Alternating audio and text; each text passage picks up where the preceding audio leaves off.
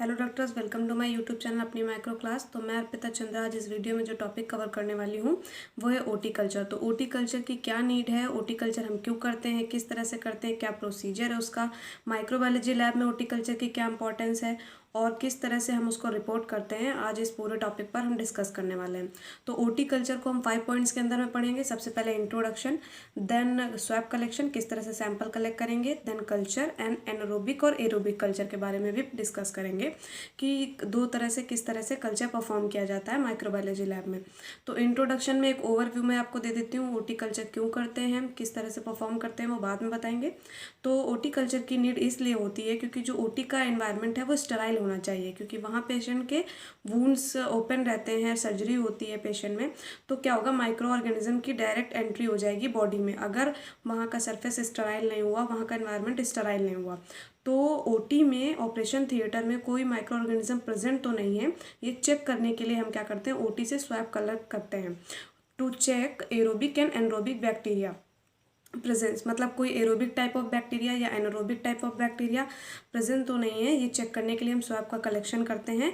और वो कलेक्शंस कहाँ से होते हैं, डिफरेंट इक्विपमेंट से और surfaces in the OT. Means अगर कोई पेशेंट होगा तो वो इक्विपमेंट्स या सर्फेसेस इन सब के कॉन्टैक्ट में आएगा ना, और फिर माइक्रो ऑर्गेनिज्म इन्फेक्शन करेगा, जाके उसके वुंड्स के थ्रू उसके बॉडी में पहुँच जाएगा। तो इसलिए हम इक्विपमेंट्स और सर्फेसेस सब स्टेराइल हैं कि नहीं, ये चेक करने के लिए हम ओटी कल्चर करते हैं।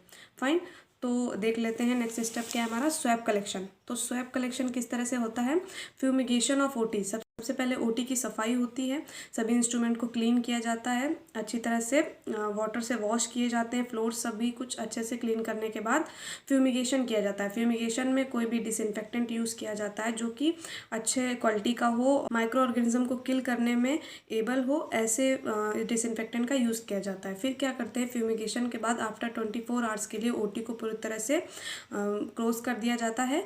और उसके बाद जब ओटी को ओपन करते ही तुरंत स्पेसिमेन को कलेक्ट किया जाता है, और स्पेसिमेन के कलेक्शन के लिए स्वैब का यूज़ किया जाता है, और स्वैब को रब करके सर्फेसेस और इक्विपमेंट से स्पेसिमेन को लिया जाता है।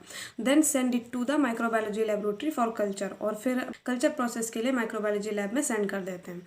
तो इस तरह से स्वैब का कलेक्शन हो गया। अब स्वैब को माइक्रोबायोलॉजी लैब में किस तरह से प्रोसेस किया जाता है वो भी मैं आपको बताऊंगी। तो सबसे पहले क्या है कि माइक्रोबायोलॉजी लैब में 2 टाइप के कल्चर परफॉर्म होते हैं ओटी कल्चर के लिए।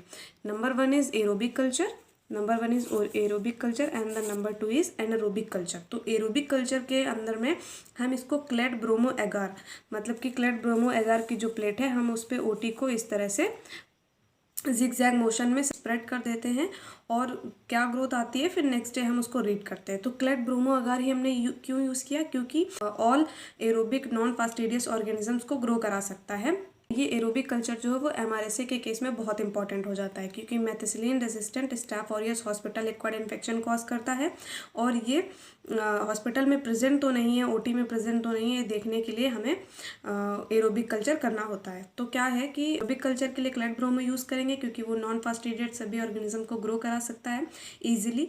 फिर क्या करेंगे, हम 24 आवर्स के बाद देखेंगे कोई ग्रोथ तो नहीं है। अगर कोई ग्रोथ नहीं होती है देन 48 आवर्स में हम रिपोर्ट कर देंगे। बट अगर 24 आवर्स में कोई ग्रोथ अपीयर हो जाती है तो हम उसे फर्दर प्रोसेस करेंगे, और फिर 2 to 3 डेज रिपोर्ट जाने में लग सकता है। फाइन, तो अब एक तरफ तो हमारा एरोबिक कल्चर हो गया, ठीक है, हमने देख लिया कोई ग्रोथ है तो हमने उसको प्रोसेस किया आगे में, और अगर कोई ग्रोथ नहीं है तो हमने उसको रिपोर्ट कर दिया, नो ग्रोथ गई रिपोर्ट। माइक्रोबायोलॉजी लैब में एरोबिक कल्चर में कुछ भी फाइंड आउट नहीं हुआ। फाइन, बट एनारोबिक कल्चर किस तरह से होता है, एनारोबिक कल्चर के लिए एक special type of media use किया जाता है, वो है रॉबर्टसन कुक्ड मीट ब्रॉथ। तो इसे आरसीएम भी कहते हैं। तो ये मीडिया जो होता है वो ऑब्लिगेट एनारोब्स को ग्रो कराने में एबल है, मतलब जो ऑर्गेनिजम्स ऑक्सीजन की एब्सेंस में ग्रो होते हैं, आरसीएम उन्हें ही ग्रो कराता है। तो आरसीएम में किस तरह से ग्रोथ आती है, क्या इसका वर्किंग प्रिंसिपल है, ये मीडिया किस तरह से वर्क करता है, ये हम देखेंगे। फाइन, तो ये है हमारा principle of anaerobic culture. Mean anaerobic culture का क्या प्रिंसिपल है, आरसीएम किस तरह से वर्क कर रहा है, ये मैंने एक फ्लो चार्ट के थ्रू बताया हुआ है। RCM contains beef heart chopped meat particles, मतलब बीफ हार्ट के चॉप्ड मीट पार्टिकल्स होते हैं आरसीएम में। जो रॉबर्टसन कुक मीट मीडिया होता है वो मैन्युफैक्चर्ड ऑलरेडी हमें बॉक्स मिलता है, तो उसमें क्या होते हैं कि चॉप्ड मीट पार्टिकल्स होते हैं, छोटे छोटे पार्टिकल्स होते हैं बीफ के हार्ट के। तो क्या करना है, हमें 8 to 10 पार्टिकल्स लेना है, मीट के पार्टिकल्स लेना है, और 2 to to 3 ml distil water use करना है। ट्यूब में पार्टिकल्स को लेते हैं और 2 to 3 ml डिस्टिल वाटर उसमें पोर कर देते हैं। उसके बाद हम इसे ऑटोक्लेव करते हैं ताकि मीडिया पूरी तरह से स्टराइल हो जाए, डिस्टिल वाटर में कोई कंटामिनेशन हो या पार्टिकल्स में या हमारे हैंड्स के थ्रू कुछ भी अगर कंटामिनेशन हुआ हो तो सब स्टराइल हो जाए। देन ऑटोक्लेव करने के बाद हम इन स्वैप्स को RCM में क्या करते हैं, डिप कर देते हैं और फिर आगे फर्दर प्रोसेस होता है, इंक्यूबेशन के लिए रख देते हैं। तो इसका प्रिंसिपल क्या देख लेते हैं। Provide glutathione and unsaturated fatty acid. जो ये चॉप्ड मीट पार्टिकल्स हैं वो ग्लूटाथायोन और अनसैचुरेटेड फैटी एसिड प्रोवाइड कराते हैं मीडियम में। इट टेक्स अप ऑक्सीजन, और इनका क्या वर्क है, ये ऑक्सीजन, जो भी मीडियम में ऑक्सीजन प्रेजेंस है इनको टेक कर लेते हैं और क्रिएट लोअर रेडॉक्स पोटेंशियल, जो कि ऑब्लिगेट एनरोब्स मतलब स्ट्रिक्टली एनरोब्स को परमिट करेगा ग्रोथ करने के लिए। ठीक है, तो वो स्ट्रिक्टली एनरोब्स की ग्रोथ के लिए एक बेटर एनवायरनमेंट बन जाता है कि वहाँ पे ऑक्सीजन की एब्सेंस हो जाएगी because of glutathione and unsaturated fatty acids. Fine, तो अब देख लेते हैं कि हम रिपोर्ट किस तरह से करेंगे एनरोबिक कल्चर को।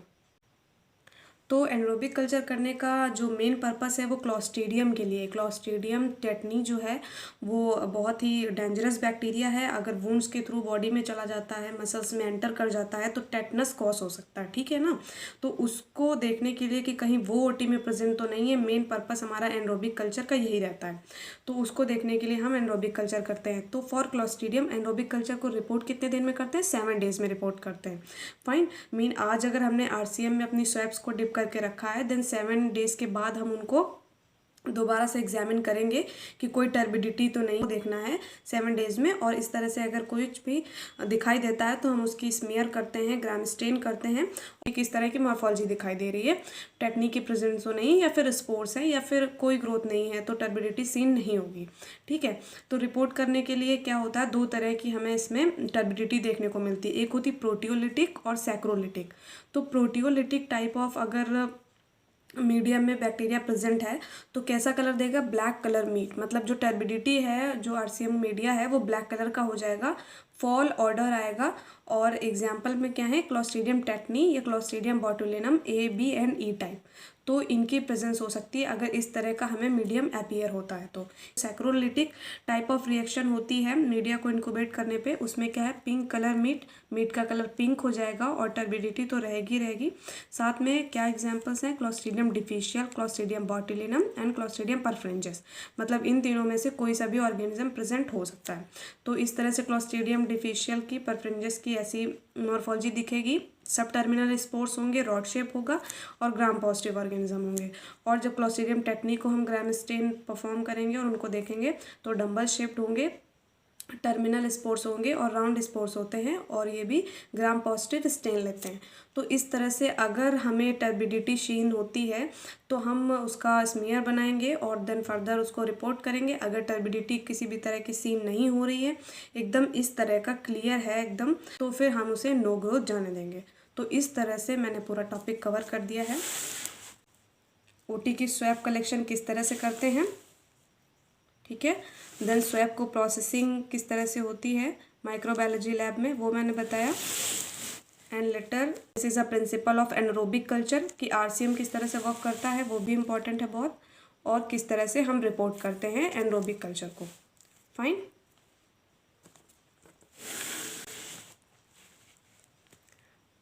Thanks for watching.